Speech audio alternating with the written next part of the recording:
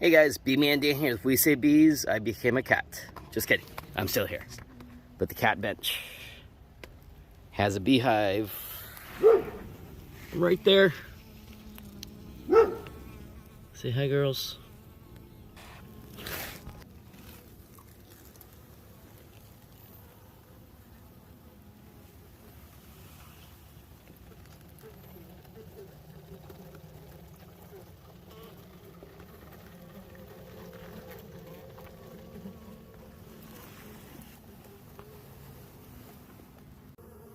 Alright guys, so here we are stirring up the cat's butt. And a little bit of smoke. Keeps them calm. There's dogs maybe 20 feet away from me, so I want to make sure that they stay safe as well. This is cool. That's all spider web. There's a big fat juicy spider right over here. Just rolls over, eats something, goes back to sleep.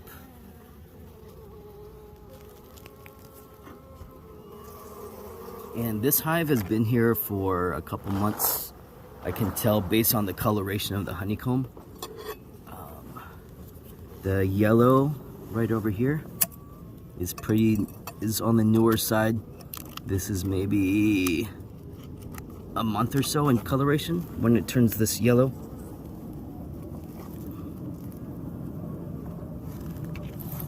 And then this other one over here, about the same age, and then there's certain quality to it. It's slightly brittle, and that means that they, oh here, this one's better. I don't think you can hear that. Never mind. And my job right now is to kidnap the babies, because once we grab the babies, the bees will follow the babies, and then the queen eventually will follow the bees, and that works really well each time. I'm going to sacrifice a couple of these to get to these solid sheets that we can frame up to help the bees move a little bit more efficiently. Unfortunately, there's no good delicate way to do this. It's pretty crass, but that's a half decent sheet right there. That's all nectar. See all that glistening? That's from flowers, and the bees will bring that back in their bellies, and inside their bellies gets mixed with their digestive enzymes, lactobacilli, and then once it cures by means of them drying it out by fanning their wings and pushing out the moisture, then it cures and becomes honey, which is what we're all familiar with. And then tiny little yellow and orange cells, that's all pollen. That's what they use for protein. And then right down here is a hive beetle that doesn't really belong there, but they kind of come with bees, part of the territory. All right, and these two should be the best sheets.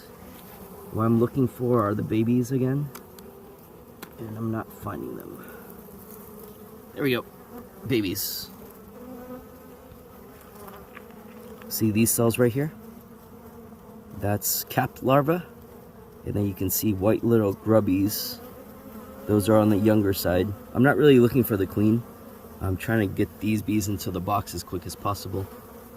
But, oh, here she is though. Say hi, mama. She's right there. Good girl. She's on the smaller side. Typical queen will have a bigger abdomen. Oh, shoot. Horrible camera. Sorry, user error. Let's pick this up. That's her right there.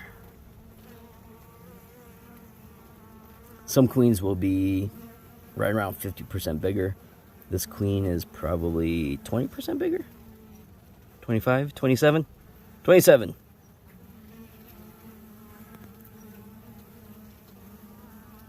Smaller colony. They have resources. They don't have a lot of pollen, and she's not laying too hot. And see those little tiny grains of rice at the bottom? That's all eggs that she's laid within the last day or so. So basically we're gonna move these bees over and then let them rest for a couple weeks and see how well she recovers. Sorry, how the whole hive recovers. We're gonna feed them, pamper them, give them something besides a cat butt to build in.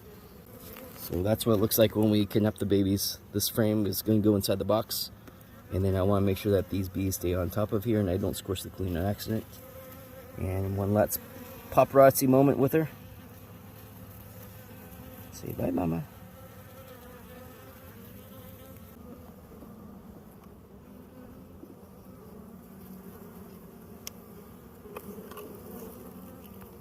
More babies.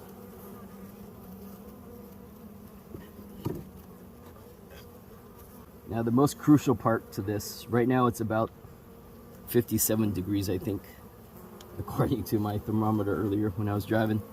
But it's a little bit on the colder side. The bees need to keep it consistent. The babies, at least, they have to keep it consistent 88 to 95 degrees.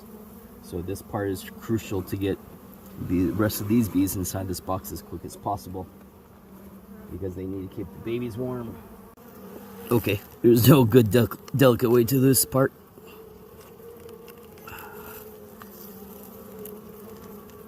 Trying to find a good scoop of bees. There you go. There.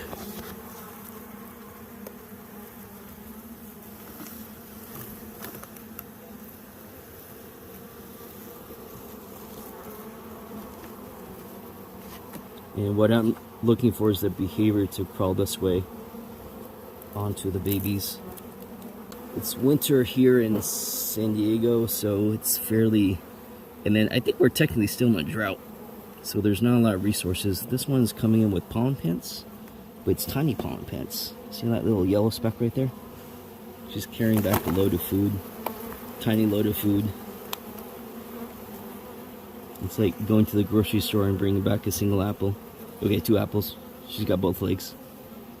During springtime, you'll see these big, fat pollen pants. But she's got to go deliver that to her sisters over there somewhere. Alright, so I finished cleaning. I'm going to leave this box right where their old entrance was. And they're just going to cruise in here like nothing really happened.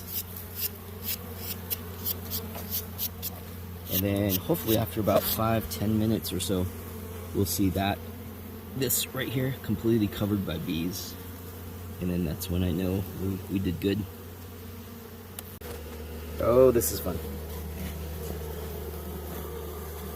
I love the reveal. And I love the scoop. I wish you guys can experience this, but they're warm. Sorry, girls. Very cross. We're all up in the cat's head right now.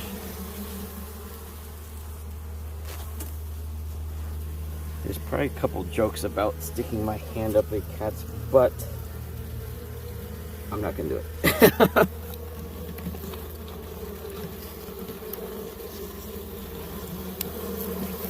Challenges, there's a lot of surface area on this. Sorry, there's a lot of nubs all over. Not getting a good scoop, so we smoke.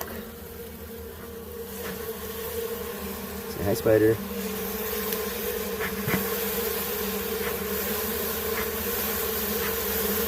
So right now I'm going to get the bees to fly, and then they'll hover around the box like that and end up inside the box. Geographically, they're honed in on that spot specifically, so it works out well. And there's the spider again.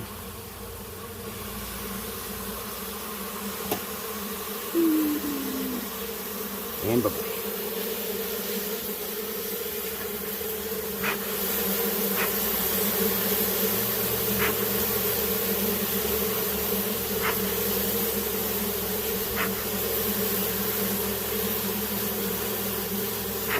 The key here is not to suffocate them or confuse them too much. I just want to push them out and chase them out. Just like that.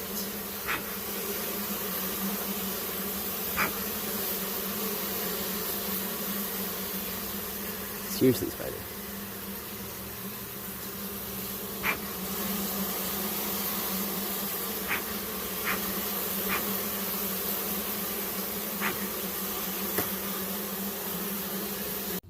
And the bees are out of the cat's butt. Okay, there's a couple left, but I'll be pulling these guys out.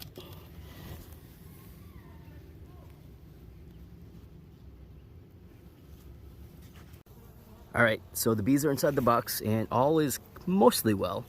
People always ask us why we don't take all the honeycomb, and this is exactly why. Right now you've got bees on the nectar. Bring back food, which is what they're supposed to do, but you don't have as many bees on the babies, and that's dangerous because these babies are going to get cold and they're most likely going to die. And what ends up happening is these bees have a certain threshold they can only tolerate of dead stuff inside the colony before they say, hey, smell you later, we're out of here. So I need to take this out, otherwise they're not going to take care of the babies the way they should. I'd rather them take and deposit the food right where the babies are, and they can deal with restructuring the hive later. But the most crucial thing is to make sure the babies stay warm. So that's why. All right, otherwise we're done, guys. Sun's about to set and the bees are mostly inside. We'll see you guys on the next bee adventure. All right, so I just pulled the sheet out, but see how they're all on this side? That's not what they need to be doing. This is what you call wisdom. People ask post removals why their hive failed, and this is, or why they absconded, which is to leave and just bounce. And that's exactly why, because the brood died and then the whole thing was for nothing. Okay, for realsies, bye-bye.